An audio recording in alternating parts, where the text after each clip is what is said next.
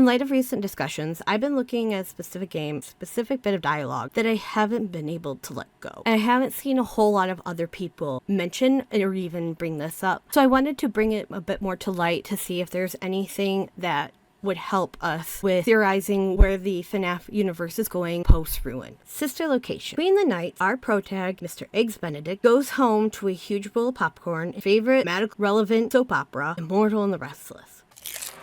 Well, ain't this just a son of a bitch? Here we see the two romantic partners going back and forth. Vlad denies being a father due to his age, but Clara says it has to be his due to her being with the only vampire, him. He also refuses to pay child support. He even lies about being employed. However, there's a line that the host says. Vlad and his distressed mistress. Vlad and his mistress. And his mistress is demanding not only child support, but also that he be involved with his child's life, meaning he out their relationship to his potential wife and the affair child produced. Now let's pause on that and jump ahead to Ultimate Custody. In this game, Afton is constantly being haunted by his past victim, but leading the charge is our mysterious enraged spirit of Cassidy. Over and over, we hear the phrase, "the one you should not have killed." In a franchise piled high with underage bodies. Okay, yeah, sure. All those other kids, nah, they deserved it. But that one right there, yep, shouldn't have touched him. Whispered by the many victims, but Cassidy is heard just barely telling them what to say. And over again, forever. I will never let you leave.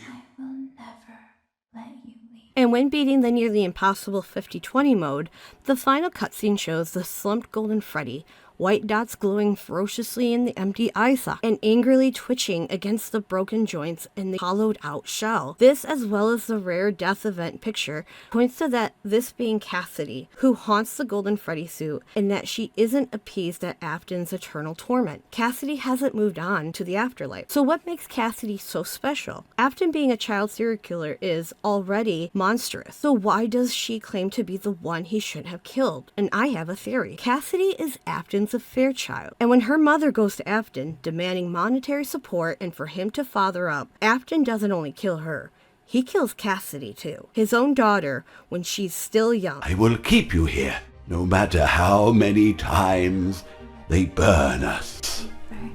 The one you should not have killed. From the overexposed, possibly inverted picture, Cassidy appears to have blonde hair.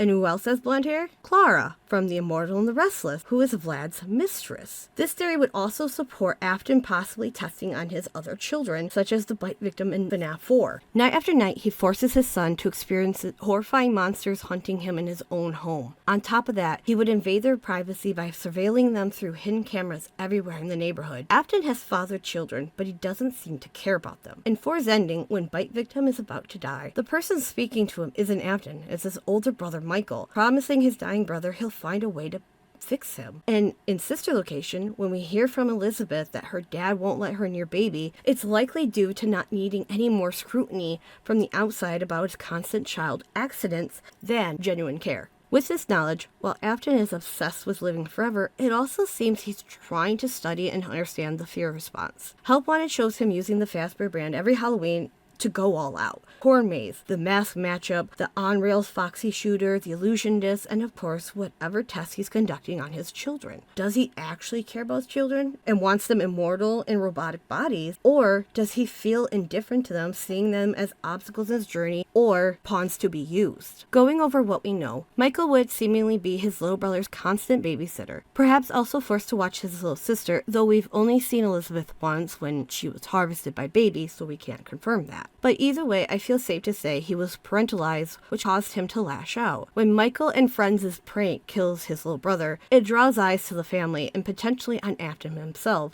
and he loses a potential test subject. So perhaps the reason Elizabeth was around baby that night was that she was being used as a new subject, and due to circumstances, bad place, bad time, or purposely, she was killed and her soul was trapped in the animatronic. I think this is what inspired Afton's murder spree.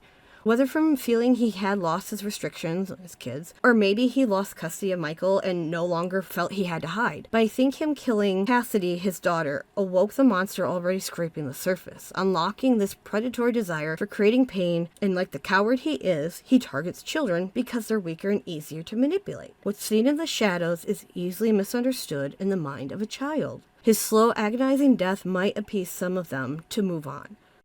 But not all. That kind of agony, that kind of fervent need for revenge, doesn't heal with his mere death. It's only due to greed that Afton's so light again.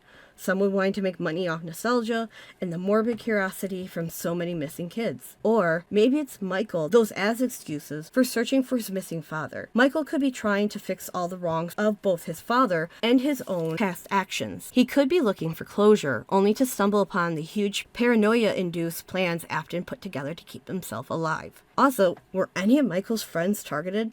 Imagine the 3 friends that accidentally helped you kill your little brother on his birthday go missing. All at once, or maybe one by one. On top of losing his siblings, he potentially lost his friends due to his actions. So I propose this. After the prank gone wrong, Michael is taken to a hospital for a complete mental breakdown, where it's announced his brother is deceased. Maybe taken by his mom, but as we're never heard mention of her, I want to say an aunt did so, as shown in Silver Eyes with Charlie's Aunt Jen. When Mike is healthy enough, he begins searching for answers to what happened to Elizabeth and maybe even his dad. His friends? The multitude of children that went missing with no convictions? How Fazbear kept coming back, lawsuit after lawsuit, bankruptcy after bankruptcy, after building on a foundation of missing children's bones? He obviously finds something. As we hear from Mike on the end of Sister Location, he is told by his father where to look for his sister. And I found her. I put her back together, just like you asked me to. But he's tricked by Ennard, worn out as a disguise until abandoned by the amalgamation of Ballora, Freddy, Foxy, Bonbon, Ennard, and Baby. But just before, Elizabeth, or what remains of her, promises him this won't kill him. And while at first he's a rotting mess, I believe him being exposed to remnants slowly heals him, such as Springtrap and Baby gaining back limbs, vocal cords, maybe even memories. So while the game shows smell as a reason Mike gets fired from the games, I believe it's more of a hint than a story detail. After all, no makeup in the universe covers up a staggering corpse. Before we quick head off, there's a few things I really wanted to bring up that I'm starting to cook on another theory idea. But I wanted to really get your guys' opinions on these. So before I jump into them, maybe I could get some more perspective. So while going through Security Breach recently for all the achievements, I started thinking about how Gregory ended up in the Mega Pizzaplex, because obviously the game dumps you into it. He's in Freddy's hatch. Freddy's in safe mode.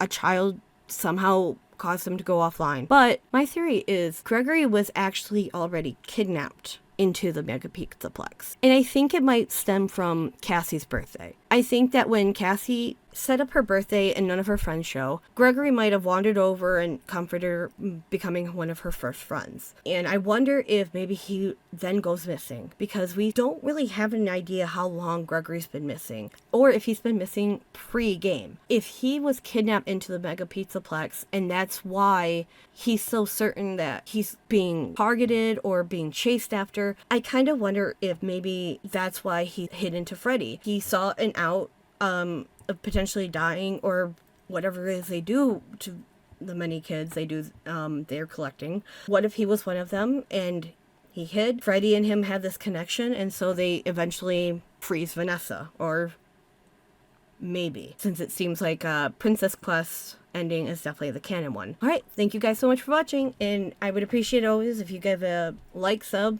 comment. I would definitely love your guys' opinion, as always, since I could easily have mislooked something while dealing with the many security breach glitches as I was trying to 100% the game. Did you know that the patch changed locations of some items, but not all? I certainly didn't. None of the guides know that either, so I'm really excited to see where we go. I'm really excited to see the movie.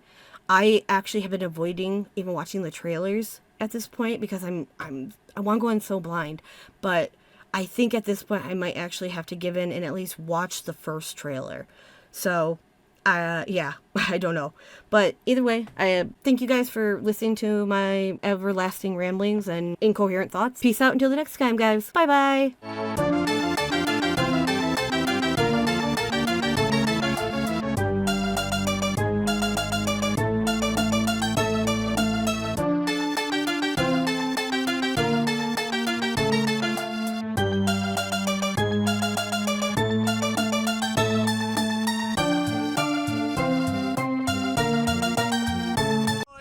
Can you believe it? Look, it's gold!